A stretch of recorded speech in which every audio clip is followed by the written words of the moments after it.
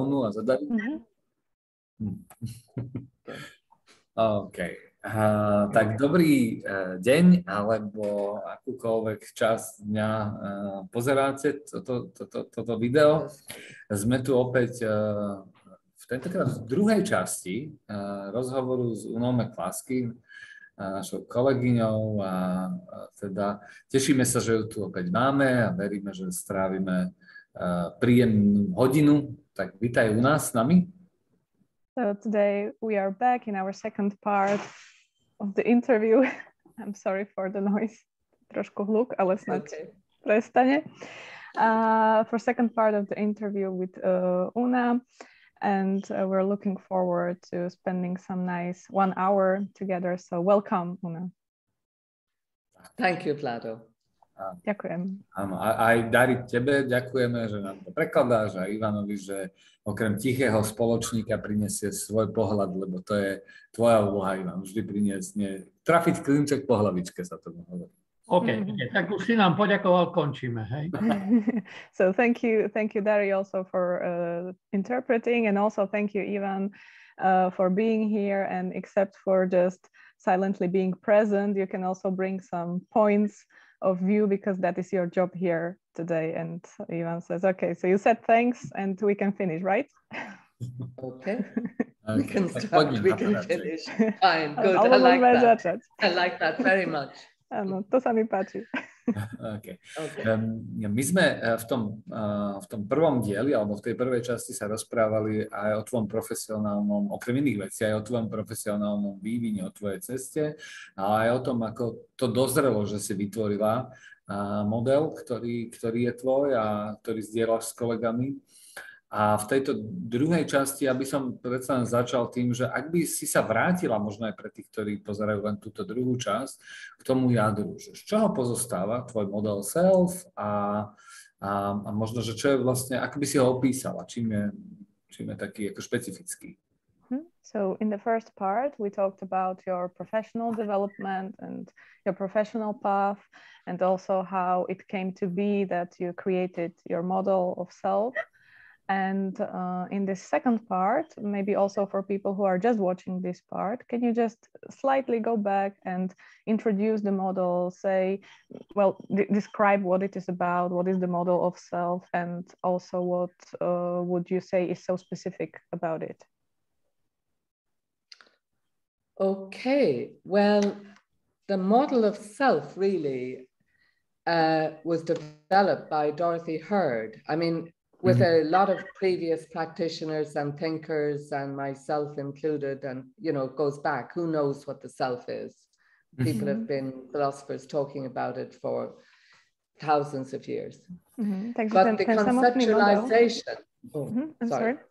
Ten samotný model toho self vlastne vyvinula Dorothy Hurd, a samozrejme s mnohými ešte ďalšími spolupracovníkmi a mnohými pred ňou ešte mysliteľmi a vôbec ďalšími pred nimi, a kto vôbec vie, čo je to self. Yeah.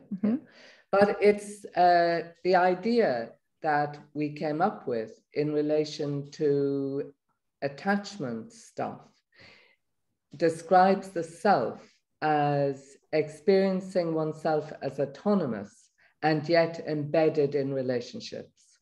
So sees the self as autonomous and embedded in relationships. Ale ten náš spoločný model, alebo to, s čím sme my prišli, je pozerať vlastne na to self ako akby z pohľadu attachmentu, vzťahovej väzby, a súčasne ho vidieť ako autonómne, samostatné self, samostatnú jednotku, a zároveň zapojenú do vzťahov. Yeah, so has the idea of the relating brain, if you like, that we're embedded in relationships through these biological aspects of ourselves, which I've explained in the previous and will go on. Yeah. Takže tou hlavnou myšlienkou je, že je to obraz akéhosi, mohli by sme povedať, že mozgu, ktorý sa vzťahuje, a to, že sme vlastne zasadení do nejakých vzťahov a neustále sme vo vzťahoch. A že sme vlastne tam zapojení úplne biologickými podsystémami. So basically these instinctive aspects of ourselves, so such as seeking help from other people, giving care to other people, having an affectionate sexual life, sharing interests with people, sorting out a home that is supportive to live in. All these are social, and we see them as instinctive and goal-corrected, but they have an impact on the self. They're part of the self, they're not the self, but one can, as a person, sometimes feel overwhelmed by one of these aspects. Takže všetky tieto inštinktívne zložky sú súčasťou toho self a sú to inštinkty ako vyhľadávanie pomoci a starostlivosti alebo poskytovanie starostlivosti, žitie takého uspokojivého sexuálneho života v láskavej sexualite, zdieľanie záujmov, zariadenie si domova, v ktorom žijem, prostredí, v ktorom žijem. Toto všetko sú zložky, ktoré sú aj súčasťou self, aj nie sú samotné self, aj sú vlastne vonkajšie, ale aj zasahujú vlastne a sú cieľom korigované. OK. A keby sme išli tak podrobnejšie, napríklad to vyhľadávanie starostlivosti, to care seeking, hovorí, že môže byť efektívne alebo neefektívne ten systém, že môže byť efektívny alebo neefektívny pri vyhľadávaní starostlivosti. Čo si pod tým môžeme predstaviť? So if we now go a little bit more into detail, so for example, if we take care seeking, so you say this system or this care seeking can be effective or ineffective. So how can we imagine this? What does this mean? What it means is that when care seeking is effective, the individual who's care seeking feels relief. They feel settled. Že to, čo to znamená, je, že keď je to vyhľadávanie starostlivosti efektívne, tak ten jednotlivec, ktorý tú starostlivosť vyhľadával, tak cíti úľavu, pocíti úľavu. Ten cieľ sa naplní. So the goal is fulfilled, right? The goal is fulfilled, but it's been a two-person system. The care seeker and the caregiver have to work together to allow the care seeker to feel settled. Čiže áno, že ten cieľ sa naplní, ale je to otázkou vlastne interakcie dvoch ľudí, že je tam ten, čo vyhľadáva tú starostlivosť a musí tam byť niekto, kto ju poskytne, aby ten, kto ju vyhľadával, môže naplniť ten cieľ a upokojiť sa a cítiť tú úľavu. Hey, but settled is the goal. A to, aby cítil tú úľavu a cítil sa taký, som upokojený, usadený, to je ten cieľ. Hej, a pri tom dávaní alebo poskytovaní starostlivosti hovorí, že môže byť ako keby fear-driven, čiže ako keby, ja neviem, ako to preložiť dobre, hnané strachom, alebo podporné a také spolusítiace. So, and you say that when we talk about caregiving, it can be either fear-driven or more supportive. Ak sa to naplní, tak vlastne prichádza opäť k naplneniu v tej diade toho cieľa a k tej úľave. Dobre tomu rozumiem?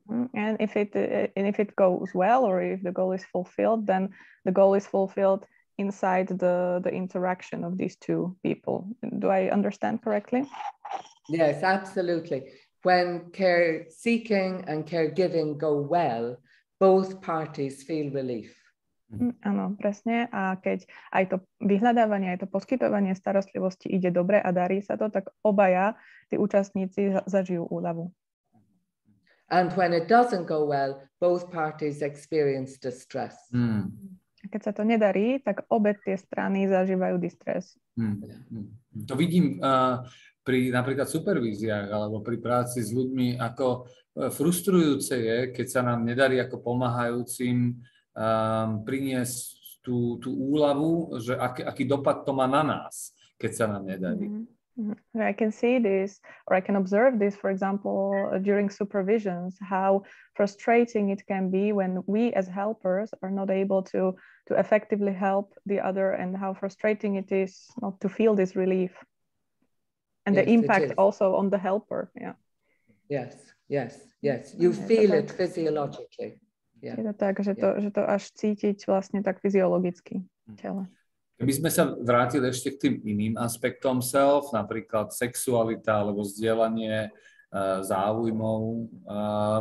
Tiež to tak mám uchopené z toho, čo som ja pochopil, že to môže byť uspokojujúce alebo aj menej uspokojujúce. Vieš o tých ďalších aspektoch self povedať viac?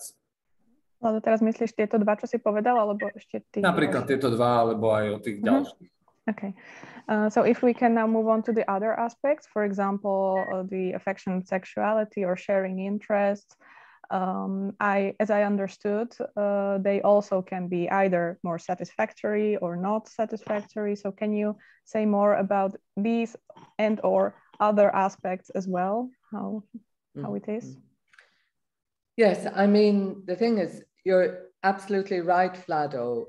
There are 7 aspects of the self that we consider work together to maintain as good a well-being as possible for the person.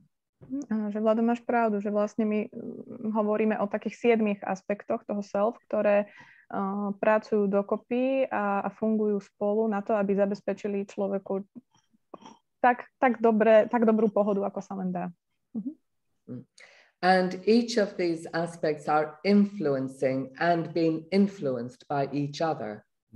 A každý z týchto aspektov aj ovplyvňuje všetky ostatné a aj je ovplyvňovaný všetkými ostatnými. So, for instance, caregiving, the caregiver could be so impacted by the fear in the care seeker that they experience fear as well and go into self-defense, which is one of these 7 aspects of the self. Takže napríklad, ak si vezmeme niekoho, kto poskytuje starostlivosť, on môže byť tak ovplyvnený strachom, ktorý cíti z toho, kto vyhľadáva od neho starostlivosť, že tiež začne pociťovať strach a že sa vlastne v ňom aktivuje nejaká sebaobrana alebo sebaochrana, čo je vlastne ďalší z aspektov z tých 7 self, to defenzívne sebaobranné. So the caregiver who could be a parent or a foster parent, or a psychotherapist, or a surgeon, or whoever, confronted by a particular kind of care seeker, could feel incompetent. So their internal environment is not supportive. You know? Takže môže sa stať, že ten, kto poskytuje tú starostlivosť, a to môže byť ktokoľvek, to môže byť rodič, alebo náhradný rodič, alebo chirurg, alebo ktokoľvek, psychoterapeut, on sa môže určitými špecifikami na tom druhom človeku, ktorý vyhľadáva od neho starostlivosť, cítiť tak zasiahnutý a tak ovplyvnený, že môže sám seba začať vidieť ako nekompetentného. A vtedy hovoríme, že to jeho vnútorné prostredie nie je podporujúce. Or somebody who's in a very companionable and sexual relationship, when it gets to actual intimacy, they might find that they have an upsurge of fear. So the self-defense system is impacting their affectionate sexual system. Alebo sa môže stať, že je niekto vo veľmi blízkom, láskavom vzťahu alebo priateľskom vzťahu a keď dôjde k nejakému sexuálnemu zblíženiu, tak tá sexualita v ňom môže, alebo intimita môže v ňom vyvolať náhly nejaký nával strachu alebo nejakej nepohody a vtedy vlastne to jeho sexuálne self ovplyvní to sebaobranné. And there could be many reasons for that in one's past and all the rest of it. A tam môže byť veľmi veľa dôvodov, prečo sa to môže stať. Napríklad v minulosti toho vzťahu alebo celkovo v minulosti tých ľudí. And another aspect in which all these aspects of ourselves kind of impact on the self in the affectionate sexual system could be that one goes to caregiving the other rather than have an interest-sharing mutual peer relationship with your partner. A ďalší dôvod alebo ďalšia taká vec, kvôli ktorej nie je možné plne naplniť alebo žiť tú takú láskavú sexualitu s druhým je, že nám tam do toho vstúpi vlastne taký nejaký inštinkt dávať starostlivosť tomu druhému, namiesto toho, aby sme s ním zdieľali záujmy a teda boli s ním spojení. Áno. To znamená, namiesto toho, aby sme si to užili, poskytujeme starostlivosť. So this means instead of enjoying this, we give care. Yes, indeed. We're focused on the other person. Presne tak, že sa zameriame na toho druhého namiesto na nás. Jasné. Je veľmi zaujímavé a vždy som fascinovaný, keď sa teda nejakým spôsobom dotknem toho modelu, ako sú tie systémy prepojené. A vlastne v neustálom, ako keby, áno, v neustálej prepojenosti. Neviem to inak vysvetliť. Ani vyjadriť. So it's very interesting, and every time that I come to this model, I'm always fascinated how these all aspects are very interconnected, and they're constantly connected in this all interaction amongst each other. Really interconnected, and I think this is one of the special aspects of the model, that we can view the whole person. And also in their environment that they live in, the effect of their home place and what's happening there on their well-being. Áno, presne tak, a sú naozaj veľmi poprepájané a myslím, že toto je vlastne jednou z tých špecifických vlastností tohto modelu, že vlastne môžeme pozerať na človeka ako celok v kontexte všetkých týchto interakcií a zároveň môžeme akoby do toho zahrnúť aj jeho vnútorné prostredie a externé prostredie, aké si zariaďuje, v akom žije a ako to celé vplýva na tú jeho životnú pohodu. So, just one uses one's home, one's house, and also internally one's self-esteem to support oneself when you can't get access to another person who can help you when you're in distress. Takže vidíme, že vlastne človek, keď nemá prístup k pomoci zvonku od iného človeka, niekoho druhého, tak vlastne sa môže obrátiť na tie zdroje, ktoré nachádza buď vnútorne vo svojom sebahodnotení, alebo navonok v tom prostredí, ktoré si zariadil vo svojom domove, byte, dome, izbe, a môže tam hľadať podporu. And it makes sense. No. Yes, I won't be a minute, Vlado. It makes sense of why, if one's house or home is threatened, either by finance or flood or storm or war or whatever, it can have a huge impact on one's sense of safety and well-being. A preto aj dáva veľmi zmysel, že keď niekoho domov, tam, kde býva, to miesto je ohrozené, či už požiarom, alebo povodňou, alebo vojnou, alebo nejakou búrkou, alebo nejakou katastrofou, to je jedno. Keď je ohrozené, tak aj celý náš pocit istoty a bezpečia je ohrozený. Hej, mňa fascinuje na tom všetkom, lebo je to ako keby veľmi integrujúce, také komprehenzívne, komplexné, že v tom modele je vlastne zahrnuté aj to vonkajšie prostredie, lebo nie vždy v psychologických teóriách self je zahrnuté vonkajšie prostredie, alebo minimálne naše spojenie s vonkajším prostredím, či je podporné, alebo naopak. So this is the fascinating part and kind of comprehensive and complex and integrating for me because it also involves the external environment, and not often in psychological theories or theories of self we also include this part, and we also address the external environment, whether it is supportive or not. Yes, and for some people they put all their energy into controlling their home environment as a way of maintaining as much well-being as possible. A pre niektorých ľudí, čo bežne vydáme, alebo veľakrát vydáme, je, že niektorí ľudia investujú celú svoju energiu do toho, aby sa postarali o toto svoje domáce prostredie, aby si zabezpečili tak tú svoju pohodu. Aj tak potrebujú mať obrovskú mieru kontroly nad tým potom, aby ich to potom vnútri vedelo vlastne utíšiť. And then they need a huge sense of control over it in order to feel calmer or to feel relieved inside. Indeed. Yes. Presne tak. Chcel by som prejsť k takej druhej otázke, že to je vlastne model self a je to taká pomôcka, ktorá vlastne nám môže pomôcť veľmi nahliadnúť na klientov, pacientov, prípadne aj na ich utrpenie a na to, čo sa vlastne deje, ale aj na ich možné zdroje. A chcem prejsť z tej druhej časti a to je, že poďme sa pobaviť o tej psychoterapii samotnej, cieľom korigovanej empatickej psychoterapii. A rozmýšľam, že keby si tak mohla popísať viac, že aké sú jej ciele alebo ciele psychoterapeuta, ktorý pracuje týmto modelom.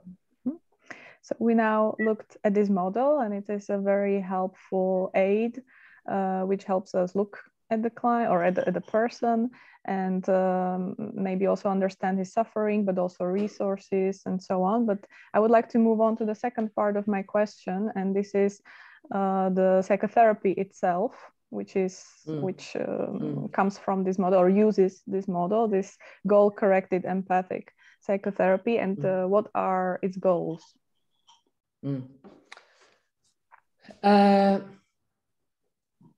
Well, the nature of the interaction itself, whether you're a coach or a psychotherapist or anybody offering help in a helping role. So there's one of the things I think I was talking about in part one was developing a theory of interaction for caregiving. So that's the primary medium through which one makes contact with the other person. And can I say that? Čiže to, čo pomáha, je práve tá interakcia s tým pomáhajúcim, a to už či je to coach, alebo psychoterapeut, alebo ktokoľvek to pomáha. A myslím, že v tej prvej časti sme vlastne hovorili o tom, ako sa vyvinula tá teória interakcie pre poskytovateľov starostlivosti. Takže to je jedna časť. And the essence of that is that the other person feels met as a person. A takéto jadro toho, alebo to, o čo tam ide, je, aby sa ten druhý človek cítil pochopený, porozumený, videný tým druhým. And the way that happens seems to be about picking up what they're actually saying, attuning to the emotion behind it, whether they're aware of it or not, and then coming back to the other person in your tone of voice or the way you are with them in such a way as they feel you've got the full impact of it and understand it, and in your tone of voice or whatever can regulate them, either up-regulate them if they're very flat, down-regulate them if they're very high, but a sense of being settled, which goes back to care-seeking, effective caregiving. And at that point, the other person may be available for exploration. Takže to, akým spôsobom sa to deje, sa ukazuje, že vlastne že zachytávame vlastne, čo nám človek hovorí, naozaj počúvame, čo vyjadruje, nalaďujeme sa na neho emočne, či už je on si tých emócií vedomý alebo nevedomý, a potom akýmkoľvek spôsobom vieme, možno tónom hlasu alebo inými prvkami, inými spôsobmi, na ňo reagujeme a odpovedáme mu tak, aby on z toho pocitil, že sme ho plne zachytili, pochopili, porozumeli, že dokážeme možno aj tým tónom hlasu a tými inými spôsobmi ho nejakým spôsobom regulovať v tej situácii. To môže znamenať buď ho viac nabudiť, ak je možno v tej chvíli na tom energeticky nižšie, alebo že má také oploštenejšie prežívanie, alebo ho zase upokojiť, ak je príliš nabudený. Ale to jadro je vlastne, aby bol taký v sebe usadený, upokojený, a vtedy môže byť prístupný k tomu, aby začal explorovať a ďalej skúmať. There can be no exploration if there's no assuagement of care seeking. So, for instance, you have surgery. It doesn't help. you go back to the surgeon, you're distressed. You are not in a position to explore anything he's suggesting or she is suggesting to you until you feel they've understood the full emotional impact of this on you. Takže to, čo je dôležité, vlastne si uvedomiť, že nie je možné explorovať a nie je možné ďalej skúmať, čo sa deje, pokiaľ nie je upokojený tá potreba, nie je upokojená potreba tej vyhľadávania starostlivosti, kým sme nedostali tú starostlivosť. Keď dáme príklad, tak napríklad boli sme na operácii, tá sa nejako nevydarila, alebo niečo tam nevyšlo, ideme naspäť za tým lekárom alebo chirurgom, chceme sa s ním baviť, ale nie sme v stave akoby počuť žiadne jeho vysvetlenia alebo pochopiť nejaké ďalšie návrhy, pokiaľ on nám nedá najavo, že naozaj chápe plne, že čo sa nám deje. Pardon, niečo vám musím sa napiť. But what can happen with any professional is that they feel attacked or they feel they've made a mistake and they feel irritated maybe and could go into defense. Čo sa môže udiať každému odborníkovi alebo každému z tých pomáhajúcich, že sa môže cítiť tým nejakým spôsobom napadnutý alebo podráždený alebo nejako sa ho to dotkne a môže sám ísť do obrany. So the theory of interaction for caregiving really gets to the nub of that dynamic. Takže tá teória interakcie pre poskytovateľov starostlivosti naozaj sa pozerá do hĺbky týchto vzájomných interakcií. So how do you keep the surgeon, the coach, the psychologist, the foster mother explorative? Tou otázkou je, ktorú si kladieme, ako umožniť a udržať či už toho kouča, psychoterapeuta, lekára, chirurga, náhradnú mamu, kohokoľvek v stave, kedy je schopný explorovať.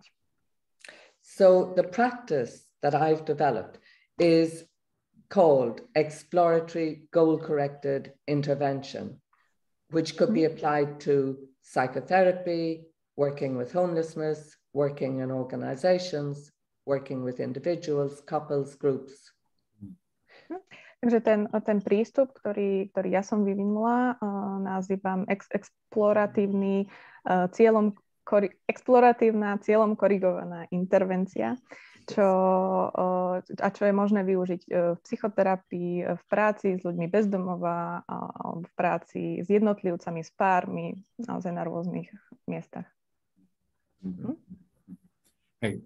Čiže jedna vec je ako keby na oboch stranách nejakým spôsobom aj na strane toho, kto poskytuje tú starostlivosť, aj na strane toho, kto príjma, regulovať to, čo sa vlastne medzi tými ľuďmi deje a najmä ten strach alebo ako keby nepohodu, ktorú môžu oni mať. A to sa deje tým spôsobom toho prepojenia, napojenia, toho stretnutia, aby potom mohol jeden, ale aj vlastne druhý explorovať explorovať. Preto som tomu porozumel. Okay, so basically just to summarize, what happens is that both parties, the care seeker and the caregiver, needs to kind of get regulated, which happens with this attunement and also with this being met. And in order to then be able to explore, right? Do I understand correctly? Absolutely. And there's a whole lot of work goes into that happening. Áno, presne tak. A je tam ešte veľa toho, čo sa tam ešte okolo toho deje, aby sa to nakoniec takto mohlo podariť. Jasné. A tá explorácia, keď sa vrátim možno ešte k tým cieľom, cieľom je vlastne tá explorácia, aby ten človek potom mohol sa rozhodnúť alebo urobiť zmeny alebo niečo, čo je pre neho dobré v akomkoľvek vzťahu. Nemusí to byť len psychoterapia, ale aj v rôznych kontextoch. So when I go back to the goals, so the goal is to enable the exploration, and the exploration is here because then it or we aim for exploration because then it allows the person to make a better decision or to see their situation better and to make decisions in his relationships, or not only in psychotherapy but also elsewhere, right? Well, you see, if you take the theory of interaction as the way the facilitator or therapist responds, and you then look at applications, and what I've been doing is working with professional caregivers, as you know, but people who've trained with me work in all sorts of different settings. Takže keď si vezmeme vlastne tú teóriu interakcie, tak vlastne ona hovorí o tom, že akým spôsobom buď ten terapeut alebo facilitátor reaguje a odpovedá na tých ľudí, s ktorými pracuje, ale potom sa môžeme pozrieť aj na rôzne aplikácie. A to, čo robím ja, je, že ja robím s ľuďmi, ktorí sú v pomáhajúcich profesiách, ale ľudia, ktorí sú aj so mnou vo výcviku a podobne, pracujú na rôznych iných poliach a v rôznych iných aplikáciách a oblastiach. But the method involves really a very particular structure and a focus on the systems identified by Heard and Lake, care-seeking, caregiving, sexuality, interest sharing, and so on. Takže, ale to, čo je potrebné, to, čo je spoločné, je vlastne tá metóda, ktorá vyžaduje veľmi jasnú a presnú štruktúru a zameranie na tie systémy, ktoré pôvodne ale teda pomenovali a definovali Heardova s Lakeom. A to sú vlastne tie, ktoré už sme spomínali. Vyhľadávanie starostlivosti, poskytovanie, zdieľanie záujmov, sexualita a tak ďalej. And the particular defining thing, I think, Vlado, that you were talking about earlier, is that the structure is vital. Mm-hmm. What do you mean? Like it's alive? Defining from other group interventions. Okay. A to, čo si myslím, že si sa pýtal predtým, že čo je také špeciálne alebo definujúce pre tú metódu, je, že tá štruktúra je vlastne špeciálna alebo teda definujúca.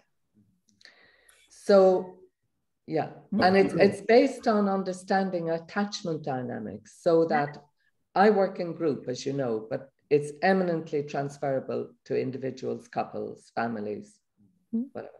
A tá štruktúra vlastne vychádza z pochopenia vzťahovej väzby. Na tom je to založené a ja teda pracujem so skupinami, ale je možné to preniesť na rôzne iné oblasti, na prácu aj s jednotlivcami, pármi a tak ďalej. But any situation in which one requires help can arouse fear. Ale akákoľvek situácia, v ktorej niekto potrebuje pomoc, tak môže nabudiť strach. Yeah. And it arouses lookalikes to previous experiences of caregivers. A takisto to zobúdza vlastne také nejaké podobnosti zo zážitkov, ktoré sme mali v minulosti s inými postavami v našich životoch, ktoré nám poskytovali starostlivosť alebo sa starali o nás. So it's a new situation and new situations create anxiety. Takže ide o novú situáciu a v nových situáciách vždy prichádza úzkosť alebo vytvára úzkosť. So the basic principle is to come in and start to regulate the anxiety as quickly as possible. A ten základný princíp, o ktorý ide, je do toho vstúpiť a regulovať tú úzkosť hneď ako sa dá. And that's to do with being clear about what's going to happen, how long it's going to take, when the time boundaries are, and what the focus is. A to súvisí s tým, že bude jasne pomenované, čo ideme teraz robiť, čo sa bude diať, koľko to bude trvať, aké máme časové rámce, aké máme ciele. And then if you want to go into the methodology within a group, it's you've got the individual and the group as a whole, and what are you doing with those dimensions? A potom, ak by sme sa pozerali na nejakú metodológiu práce so skupinou, tak tam máme vlastne aj skupinu ako celok, ale aj jednotlivcov v rámci tej skupiny a tam sú potom vlastne tie otázky toho, že ako to robiť tak, aby sme oslovili a zachytili všetky tieto roviny. So immediately what you want to do is affirm that everyone here is interested in exploring themselves, irrespective of all their social trappings or expertise or hierarchical status or anything else. Takže prvé, čo je vtedy potrebné urobiť, je zabezpečiť a tak si potvrdiť a uistiť sa, že všetci budú mať záujem akoby to skúmať a explorovať tie svoje zážitky a svoje prežívanie bez ohľadu na to, kde sa nachádzajú na nejakom sociálnom rebríčku alebo aké majú nejaké pozadie. So it's down-regulating anxiety and actually affirming why we're here, making it clear why we're all here. Takže vtedy v podstate akby zmierňujeme tú úzkosť a tiež si tak vyjasňujeme ten náš spoločný cieľ, že prečo tu vlastne sme, čo sa ide diať. Taking the ambiguity out of it, reducing fear. A tým, že vlastne zmiernime alebo odstránime tú nejednoznačnosť, tým, že si to vyjasníme, tak znižujeme strach. And the other thing that'll come up is I won't get time. There's too many people here. A ďalšia vec, ktorá sa tam môže stať, je, že si niekto pomyslí, že nevidie na mňa čas, nedostanem dosť priestoru, je tu príliš veľa ľudí. Maybe look alike to family of origin. A to by mohlo byť tiež, to by tiež mohlo mať nejakú podobnosť z pôvodnej rodiny, že sa tam možno niečo také dialo. Yeah. So the one thing you're doing is making sure that the group or indicating to what extent a group can be really helpful. Takže jedna vec, čo môžeme tiež robiť, je vlastne dávať najavo a ukazovať, akým spôsobom a do akej miery tá skupina môže byť tiež nápomocná a tiež akoby tá prítomnosť v tej skupine. Number one, if say the facilitator is focusing on exploring care seeking, then they move along the group to get everybody exploring their experience of care seeking. Čiže napríklad, ak ten facilitátor s niektorým z tých členov skúma tému vyhľadávania starostlivosti, tak je dobré, aby pozval a zabezpečil aj všetkých ostatných, aby vtedy pracovali na svojej vlastnej téme a zážitkoch svojho vlastného vyhľadávania starostlivosti.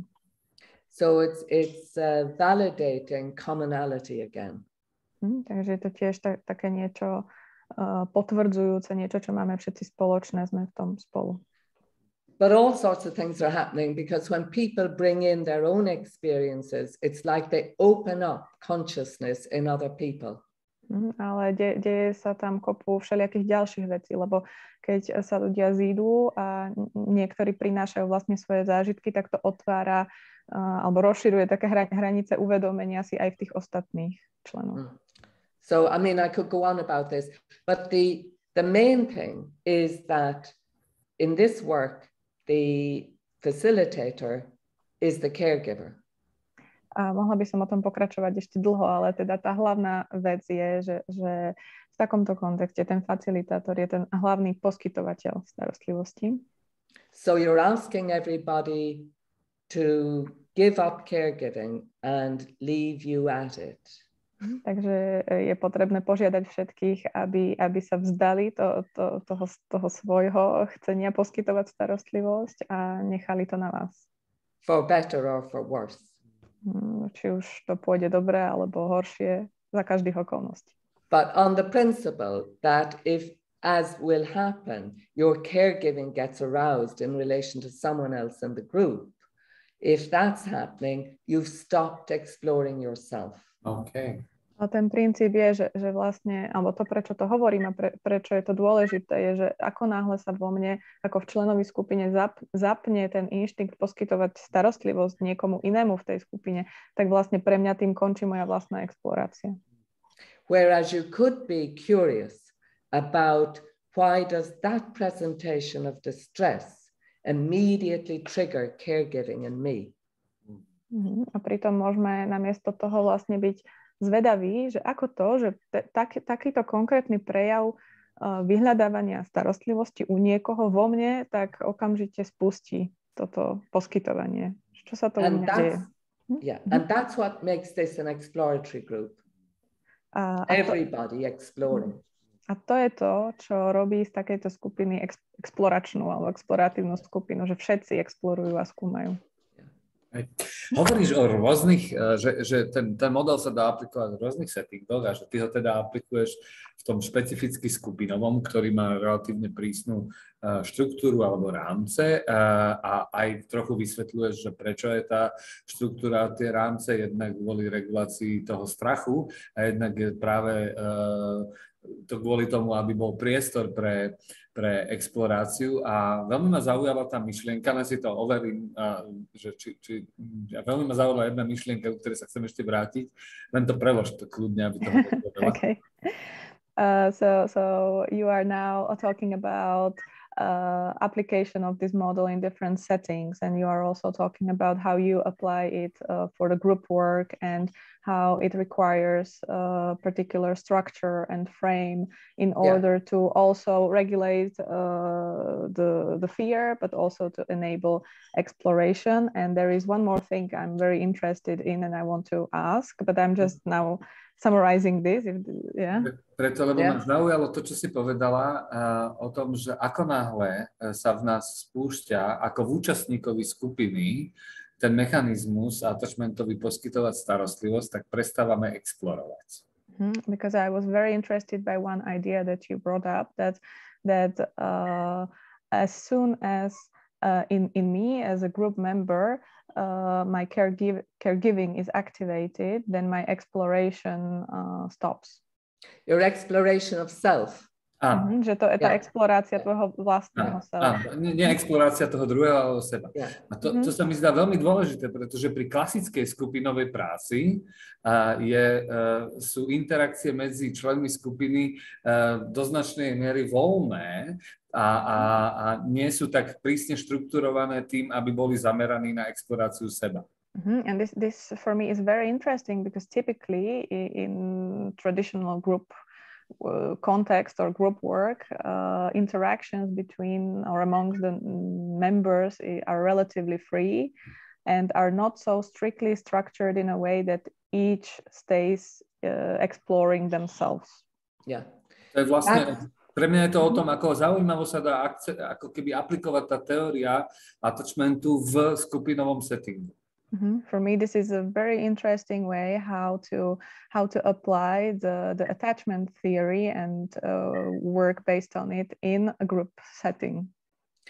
And you see, Vlado, you've done a couple of groups with me, and it's a phase of group development to some extent that it's a dyad. You'll have seen me work with one person dyadically and then open it to the group. So that's almost like of how we grow, you know, in okay, developmentally. Yeah, and then you open. So it's kind of some safety and then over, and then, but yeah. Áno, a Vlado, ty si bol na zo pár takýchto skupinách aj so mnou už, takže vieš, ako to prebieha, že vlastne ja tam vtedy pracujem najskôr akoby v diáde, že je to dialog s tým jedným človekom, ale potom to celé otváram aj pre ostatných. A to je v podstate, to reprezentuje aj taký spôsob, ako aj my sa vyvíjame, ako fungujeme, že najprv je tu určité bezpečie v tej diáde a potom sa otvárame aj tomu svetu vonku alebo tej skupine. And Vlado, you also want to interrupt the dynamic of a whole group of people piling in on top of one person, trying to fix them. A tiež, čo ako facilitátor vlastne chceš spraviť, je, že potrebuješ zabrániť tomu, aby sa celá skupina tak zhrkla a navalila sa na toho jedného človeka a snažila sa ho nejako napraviť alebo opraviť. With one better idea after another. Jeden nápad lepší ako druhý a jeden za druhým. So you want to get a climate that nobody needs fixing in here. Takže musíme vytvoriť tam takú atmosféru, z ktorej bude zjavné, že nikto tam nepotrebuje byť naprávaný, opravený. That everyone might need an opportunity to explore. Ale každý by mohol potrebovať nejakú príležitosť niečo si v sebe objavovať a explorovať. A to sa aj deje a dáva to ako keby potom ľuďom veľký zmysel, aj priestor, aj podporu. And this is really what is happening, and it makes a lot of sense for the people, and it gives a lot of space for people and also support. Yeah. Okrem iného teda, mám jednu ešte takú poslednú otázku, ktorá sa viaže na to, o čom budeš robiť vo februári webinár. A ten webinár bude o teda prenose a protiprenose z pohľadu attachmentovej teórie. A ja nechcem teraz, aby si vysvetľovala to, čo si napísala vo svojej knihe, ale všetko. Ale keby si mala urobiť takú pozvánku, že v tých 2 hodinách, ktoré spolu máme, na čo zameriaš pozornosť? Čo prinesieš účastníkom toho webináru? So I would, apart from other things which are important and interesting, I would like to come to one of the last questions, which is connected with the topic of a webinar that you are preparing and that you are going to have with us. And the topic of the webinar is going to be about transference and counter-transference from the point of view of the attachment theory. And of course, I don't want you to explain now everything that you have written in your book and broadly, but if you could maybe just make a little invitation and a little preview of what this might be about. Well, Vlado, I'll link it with your previous question way back, which was, what do people get out of this way of working? Takže Vlado, prepojím to na tvoju otázku s predtým a to je teda, že čo ľudia získavajú takýmto spôsobom práce. You know, it took me by surprise that people could do this work in the exploratory groups and then say they were becoming more, they were getting much clearer with their partners about what they needed or wanted. Že mňa samo to veľmi prekvapilo, že ľudia, keď sa zúčastnili takýchto exploratívnych skupín, tak to absolvovali a vlastne povedali mi ako spätnú väzbu, že potom neskôr im bolo oveľa jasnejšie v kontexte partnerstiev alebo s ich partnermi, že čo potrebujú a čo by od nich chceli. Or at work. Alebo aj v práci, nie iba v partnerstve. You know, or they'd gone back to interests they'd dropped years ago, or taken up interests. Alebo mi potom referujú, že sa treba vrátili k nejakému záujmu alebo koníčku, ktorý už dlho nepraktizovali. That they were looking for peers with whom to share interests. A že si hľadajú nejakých parťakov, s ktorými môžu zdieľať tieto záujmy a koníčky. And seeing that as really important for their vitality. A že to naozaj vidia ako niečo veľmi dôležité pre svoju živosť, vitalitu. Or they'd come back and they'd say they were resolving the house, they were resolving clutter. Alebo sa vrátia a povedia, že si dali do poriadku nejako dom, byt, že si poupratovali. Or that they were trying to reproduce their parents' house or their grandparents' house, and actually they'd like their own house. Že si možno všimli, že v tom, ako si zariaďovali bývanie doteraz, tak vlastne kopírovali bývanie, v ktorom bývali ich rodičia alebo starí rodičia, že teraz si to chcú robiť po svojom. Yeah. So that's the one part, Vlado, as to what can happen. The transference idea comes out of my experience, really, that people can sometimes rely on one of these systems, over-rely on it for their well-being. And I call that a sense of a keystone system. A sense of a keystone. Yeah.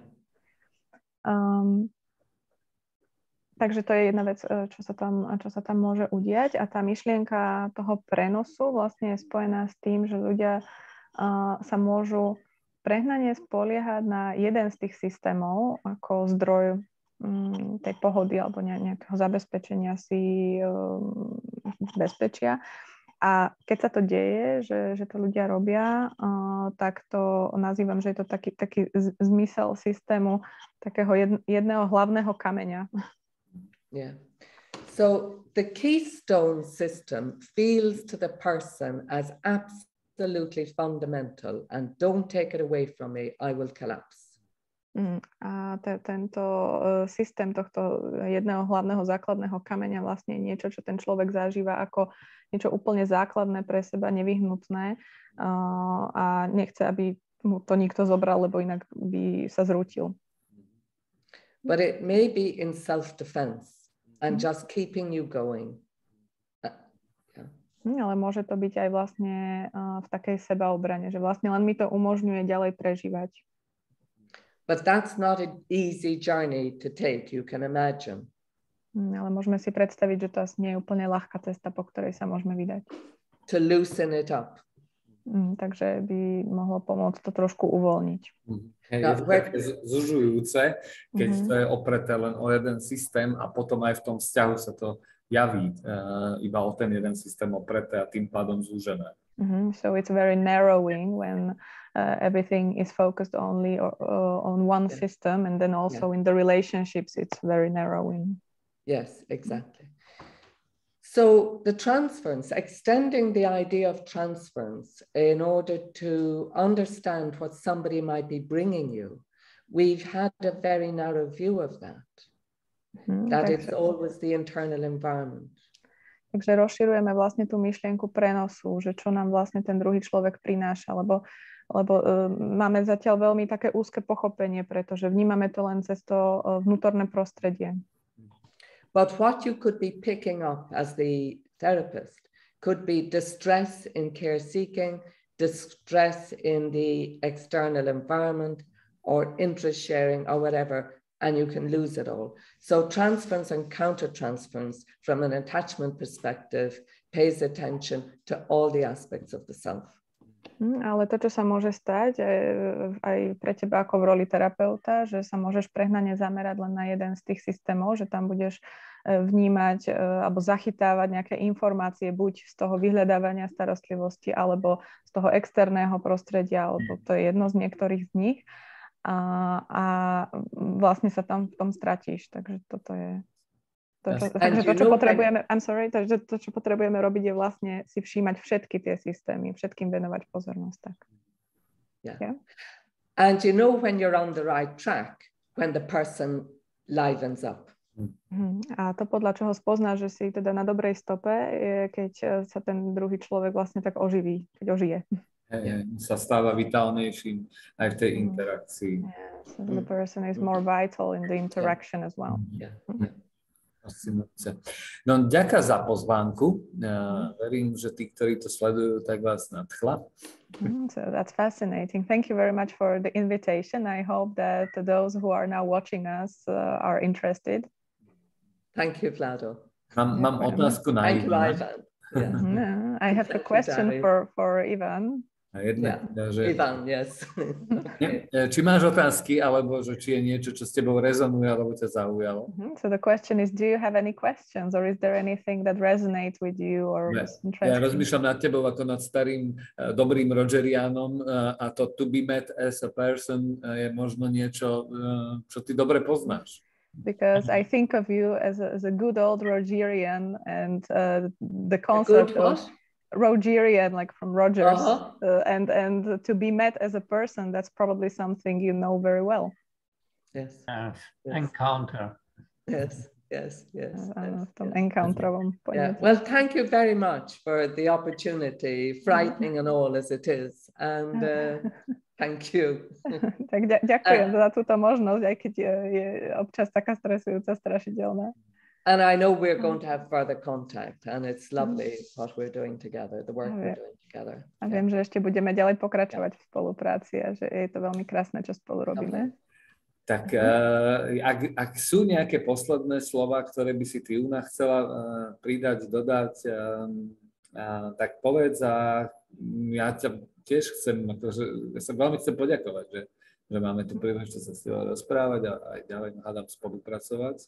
Tak ak máš ešte niečo, čo nebolo povedané a malo by byť, tak povedz, kľudne doplň.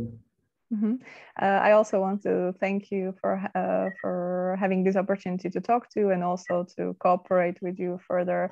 And I would like to invite you only now at the end if you want to add something more or say something that hasn't been said or anything that's on your mind and you would like to express it. So go ahead. No, I think we've done as much as we can in an hour, Vlado, and let's leave it like that. Myslím, že sme pokryli všetko, čo sa dalo za tú hodinku a môžeme to tu pre teraz nechať. Moja vitalita narastla, dúfam, že to není len prenosom. Držím palce v živote a uvidíme sa na našom webináre aj so všetkými ostatnými. Yeah, so my vitality went up. I hope it's not just transference, and I'm looking forward to the webinar, and I hope to see everyone there, and all the best to you. Yeah, and good questions, Vlado, and great translation, Dari. Dobré otázky, Vlado, super preklad, Dari. Okay, see you. See you. We stop the we'll stop there. Lovely. Record.